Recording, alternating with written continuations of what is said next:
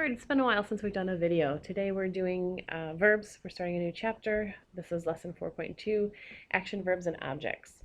It's on page 95 of your grammar book. So to review, an action verb just is a verb that shows action. Ran, climbed, talked. Action verbs are often accompanied by words that complete their meaning, direct and indirect objects, which is what your lesson is going to be about today. So if you are familiar with your direct and indirect objects and you know them pretty well, you will do just fine today. Direct object, again, this is a review. It's a noun or pronoun that names the receiver of a verb's action. Sounds confusing, but when we go through the sentence, you're usually able to pick it out. So it also answers the question, what or whom. Evel Knievel is who we're going to be talking about this lesson, to going along with our theme, which is great rides. Evel Knievel was a daredevil, is known for doing outrageous stunts. So Evel Knievel gained much fame. Our subject is Evel Knievel. Our action verb is gained. And then to answer the question of a direct object, what did Evel Knievel gain? He gained fame. So fame would be your direct object. Next sentence, he performed dangerous stunts on a motorcycle. Subject is he. What did he do? He performed.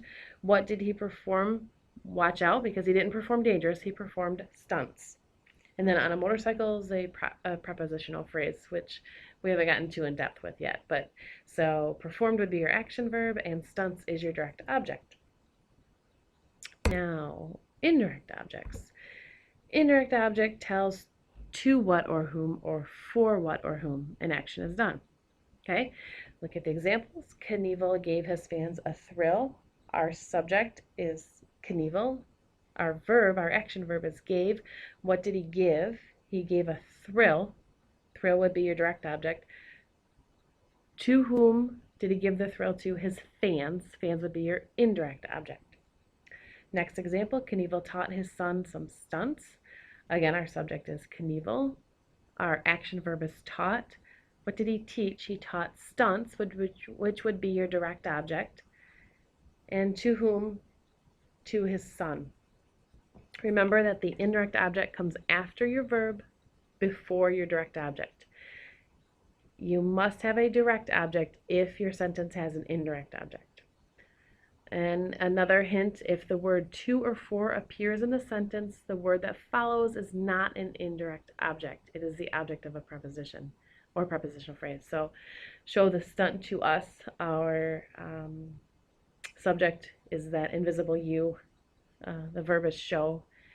And then you have to us. So that is going to be the object, or us is the object of the preposition. What you're looking for is the next sentence. Show us the stunt. The subject is the invisible you. The verb is show, and us is the indirect object. Stunt would be your direct object. Next, transitive and intransitive verbs.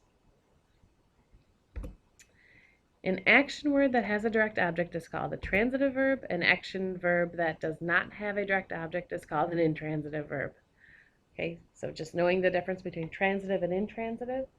So our example, Knievel cleared 19 cars in one stunt. So you need to go through the questions. Our subject is Knievel. Our verb is cleared. What did he clear? Cars. So that would be our direct object. So then cleared would then be what? Cleared would be a transitive verb. Okay, his motorcycle sailed through the air. Subject is motorcycle, verb is sailed. There is no direct object. Through the air would be a prepositional phrase. So then the verb sailed would be intransitive.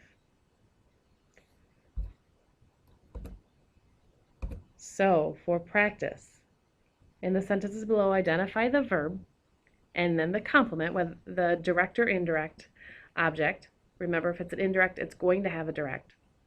And then tell if the verb is transitive or intransitive.